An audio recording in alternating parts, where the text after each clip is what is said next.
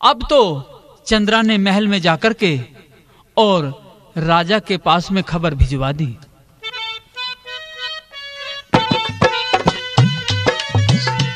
राजा महल में आ गए। चंद्रा कहने लगी कि राजन, मैं आपकी रानी बनने का वादा किया था, लेकिन अभी मेरी एक शर्त और है। कि वो क्या है? कि मैं पहले दो भाइयों की कहानी सुनना चाहती हूँ। कि वो किसके याद है? कि शहर का कोई भी आदमी सुना दे। कि अच्छा ठीक। इस तरह से राजा दरबार में जाता है और सारे शहर में मनादी करवा दी कि जो दो भाइयों की कहानी सुनाएगा उसको इनाम दिया जाएगा। तो अब तो मालन के साथ में बसंत जनाना भेष धारण करके चल देता है, क्योंकि बसंत कहता है कि मालन, यदि मैं अकेला जाऊंगा तो मुझ कंगले को कोई दरबार में घुसने ही नहीं देगा। तो मालन ने श्रृंगार का सामान ला दिया, सुंदर सज धज करके, और पहुंच जाते हैं दरबार में।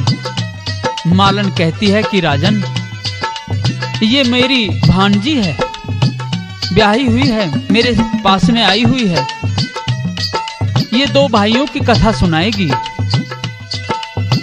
तो राजा कहते हैं कि बहन सुनाओ। तो बसंत जो कि लड़की के रूप में था, किस तरह से दो भाइयों की कथा सुनाता है और आगे क्या बात बनती है रागिनी के द्वारा।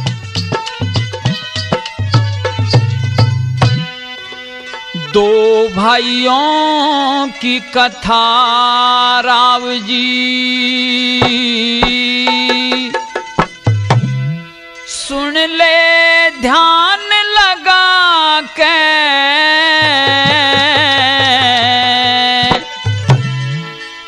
रानी ने भी बुला लिए कदे, फिर बात घड़े आके।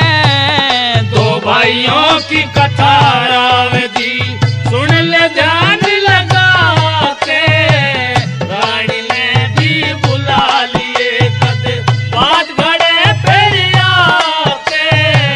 दो भाइयों की कथा राव जी।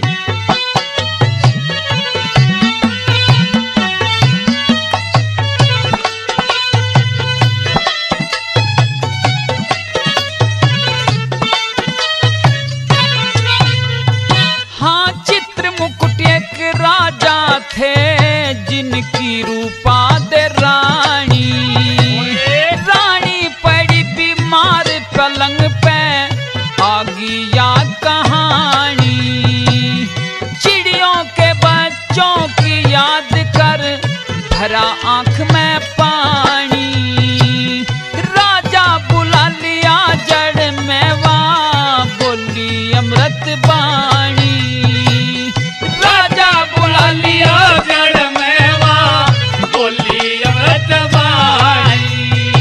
के दूजा ब्याह मत ना करवइये, दूजा ब्याह मत ना करवइये। मर गई थी बचन भरा के। दो भाइयों की कथा राव जी, सुन ले ध्यान लगा के।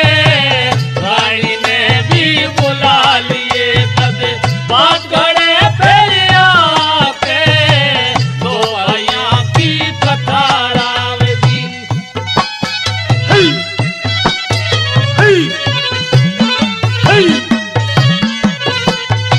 बहुत अच्छे। और क्या कहता है बसंत? भला रूप बसंत, रूप बसंत राजा के लड़के, यानों की ममरगी। मंत्री के कहने ते भूप की, एकदम बुद्धि फिरगी। थोड़े से दिन पाछे भूप ने दूजी शादी कर ली। रूप बसंत गेंद खेलने थे, गेंद महल में गिर गई। रूप बसंत गेंद खेलने थे, गेंद महल में गिर गई। फिर गेंद लेन गया रूप कंवर, हाँ गेंद लेने गया रूप कंवर। वो ते बोला सी झुका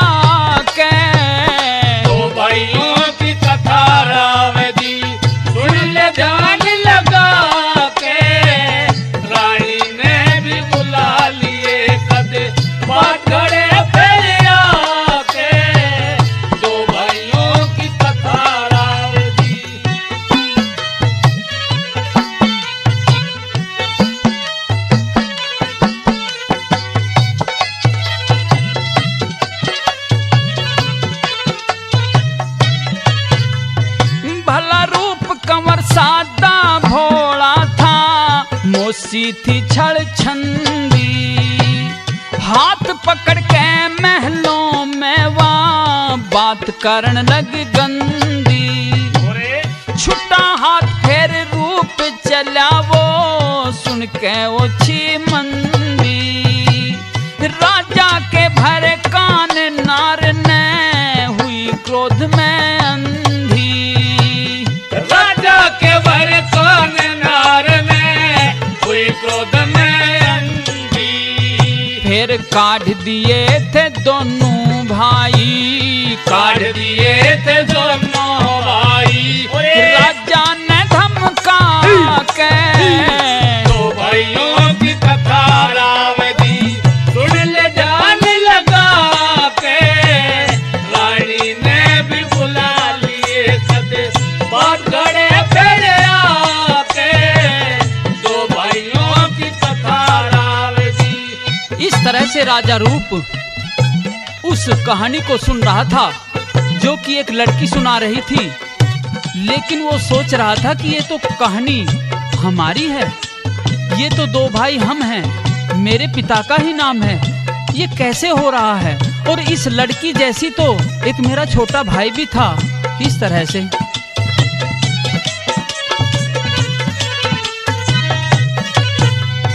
हाँ बियाबान में सोवे थे फिर एक नाग ने खाया। बना बसंत बनिए का नौकर जुलम सेठ ने ढाया। सिंगल दीप ते ब्याह के चंद्रा 7 जहाज में लाया। चंद्रा और बसंत बिछड़ गए किस्सा सही सुनाया। चंद्रा और बसंत बिछड़ गए किस्सा सही सुनाया। बलराम रतन कर्मों की माया, राम रतन कर्मों की माया। कविता लिखी बना के दो भाइयों की कथा रावदी सुन ले ध्यान लगा के। रानी ने भी बुला लिए कदे बात घड़े पेड़े आके। दो भाइयों की कथा रावदी। इस तरह से राजा रूप कंवर कहता है कि लड़की बहन, तुम्हारे जैसी शक्ल का एक मेरा भाई था, तुम असली बात बताओ। अब कहानी पर मत रहो, असलियत पर आ जाओ। तो फिर तो बसंत जाकर के अपने भाई की कोली भर लेता है और रोने लगता है, कहता है कि भाई आप रूप कंवर हो और मैं आपका छोटा भाई बसंत हूँ। और उधर से फिर चंद्रा भी हाथ जोड़ कर के खड़ी हो जाती है कि राजन आप मेरे जेठ जी हैं। अब तो पूरा परिवार, दोनों भाई और पत्नी मिल जाते हैं और सुखी से रहने लगते हैं। दोस्तों, रूप बसंत का किस्सा अब यहीं समाप्त होता है। यह किस्सा आपने सोनोटेक कैसेट कंपनी के सौजन्य से सुना। इस कंपनी के सौजन्य से आप मेरे द्वारा गाए गए आगे बहुत से किस्से सुनेंगे। जय हिंद, जय भारत।